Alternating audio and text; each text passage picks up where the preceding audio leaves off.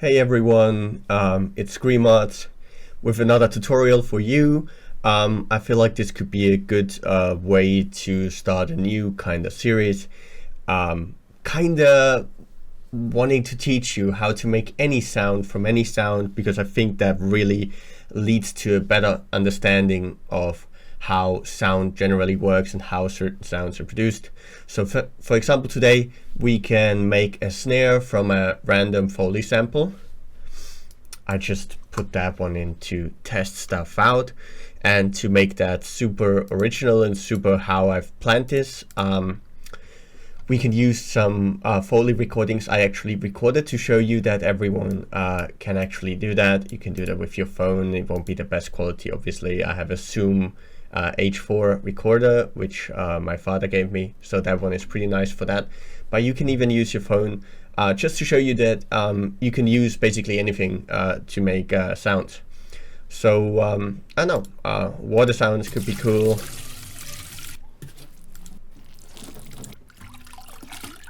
Let's take that one, for example. Let's listen to the sample.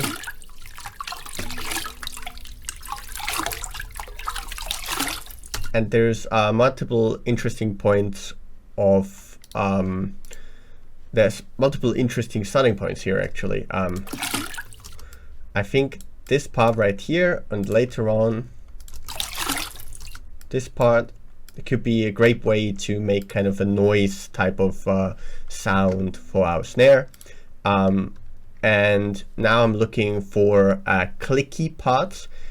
We can always kind of create clicky parts by not fading a sample and looking until we find something that's clicky, for example.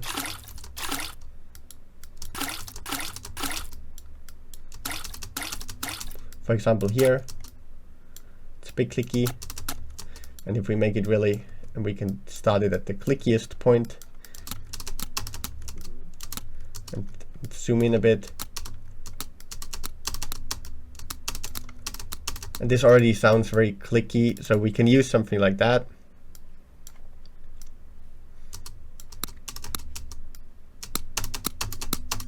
And maybe turn it up quite a lot to get that super clicky sound. We can use something like that, for example. Or we can look in the recording itself and see if we find something clicky, because a snare kind of works with a transient, which is often a clicky type of sound, and that kind of tries to emulate the actual moment a stick hits the membrane of a snare. That's the best way to explain it, because it's like an explosive sound that will sound to us similar to a click. But also right here, we got a few clicky type of sounds, so you can use that. Sometimes the recorder itself makes a clicky sound that you can use. Here's a really clicky one.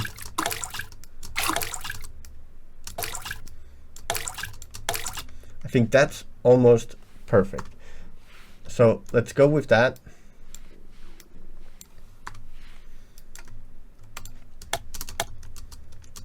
It's basically already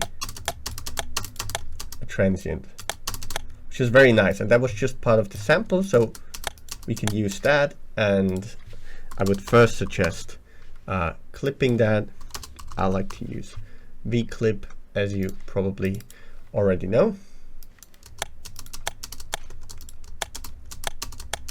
And now there's a few ways to shape it. You can distort that. I love using Slap. It's this plugin from Mr. Bill. I can highly recommend it. It does some type of dispersion effect here. And that kind of makes it more aggressive. You can clip it a bit more. And you can make it mono as well, because that's a great way of having it come through the mix evenly. And then we already have a bit of a click here. We can then obviously do some more processing if we need to, but it's a great starting point. So right away, I'm gonna clean some of this up. and we're gonna call this transient, just so we have a bit of an idea. So we call that transient, then we open a new one and we call that body, and then we open a new one and we call that tail, and then we can start. So the tail, we already had an idea here. That actually sounds like a body already. That's also good. So let's start with the body. Bit of oomph.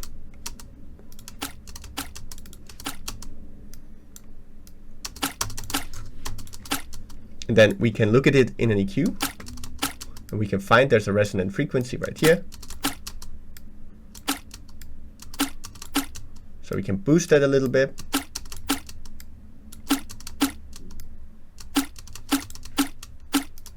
And then, where did we leave our transient? Oh no, I lost our transient.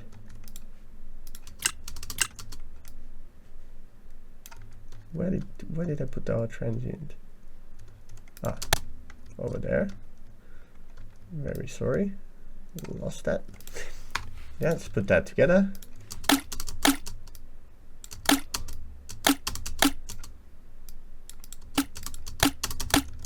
Let's see where the peak is the highest. Here, so let's take it from there.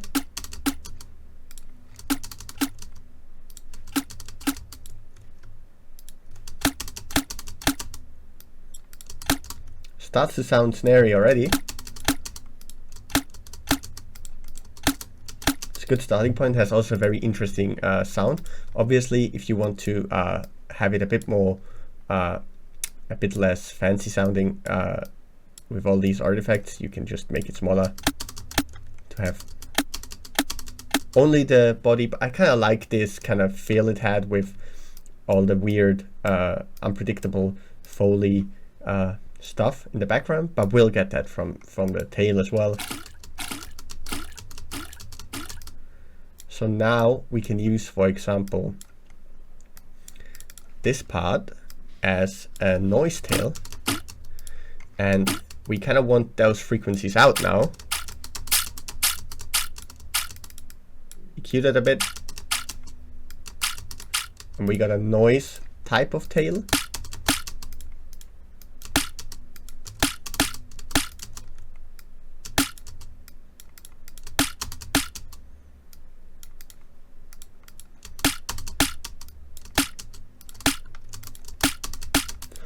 And then we can, for example, use another part of the sample.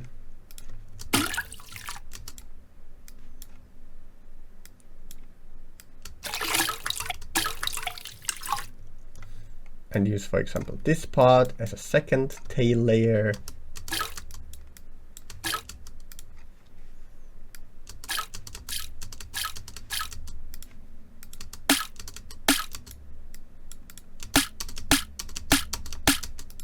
And then we could copy that and use, for example, a vocoder.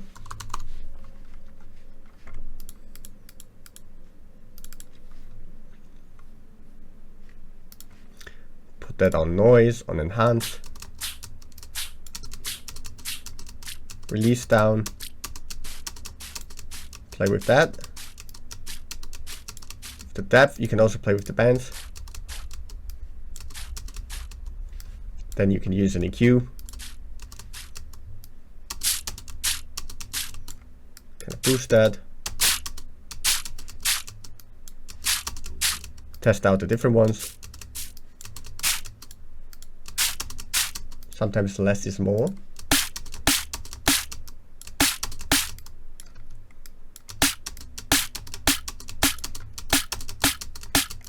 And then we already got a pretty cool snare sound that we just made from Foley sounds, and then we can further fine tune it by grouping it and, for example, leaving a bit of extra room for the transient here.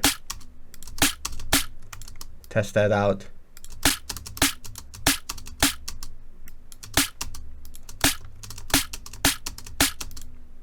And then we can, for example, use a wave shaper.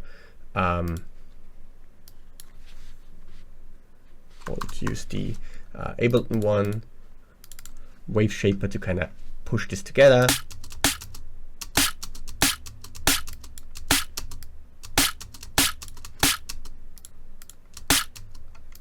Then you can play with the length, make different snares from that.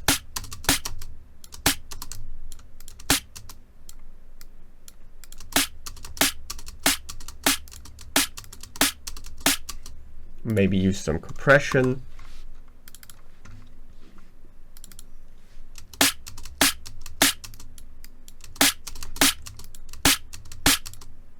And then I really like to use some reverb.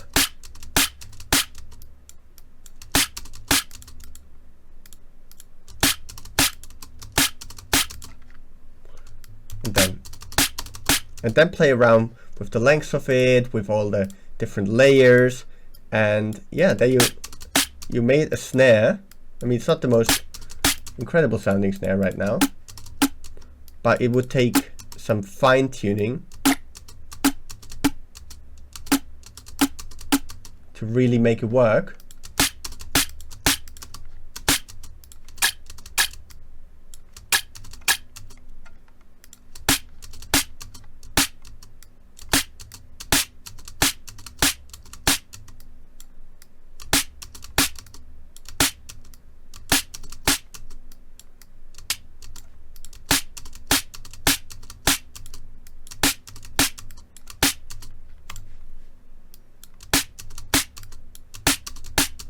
Bit less distortion maybe. But yeah, you made a snare sound, and then we can resample that.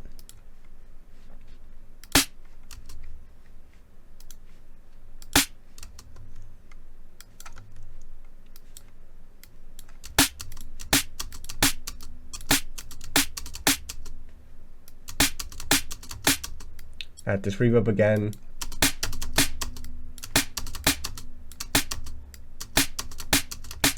You can try the slap again, or some kind of disperser. This practical thing is you could also exchange the transient here and get a better transient, for example, which is always nice. But I'm just wanted to kind of show you what you can do if you have very limited options, because normally you'd obviously take a noise sample or you take a different Foley sample. You wouldn't make everything from one Foley sample. But I kind of wanted to show you you can take a very simple sound, and with enough fine tuning and with enough playing around with it, you can actually get a completely different sound from it only using one source. And I think that's a great way of explaining how stuff works. But yeah, now with a bit of more stuff, you could theoretically also add noise, and I think if you do that, you get a bit of a better overall snare sound. But yeah, that's it. That's how you kind of make a snare, and we used that little plugin, so we cheated a little bit with the shaping section here. And an extra transient is always not a bad idea, but you can always go back and export the snare and then fine tune your transient again and replace it, because that's what I kind of always do later on, because at the beginning it's very hard to tell if a transient is going to work or not. But then later on, when the whole snare is there, you're like, maybe the transient is a bit weak. Maybe through all the processing, it got destroyed a little bit. So you can go back, try around with that same sample if you want, and make a better transient from that. Maybe add some pitch shifting as well, which I probably showed you in a different video on how to make snares to make it a bit more clicky even. But yeah, that's how you kind of make a snare from Foley sounds, and I'm going to do more of these where I show you how to change simple or complicated sounds into shape it into a very different thing altogether. Yeah, hope you liked that one and it helped you understand the subject a bit better, and see you next time. Peace out.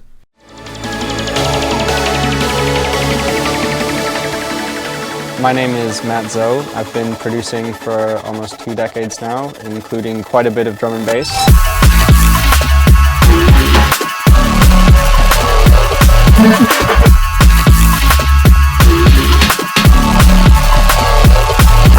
I talk you through how I would produce a drum and bass track from start to finish. Making drums from scratch, a little bit of sound design, thinking about the arrangement and switching things around, editing things, putting details into the final arrangement and everything in between that.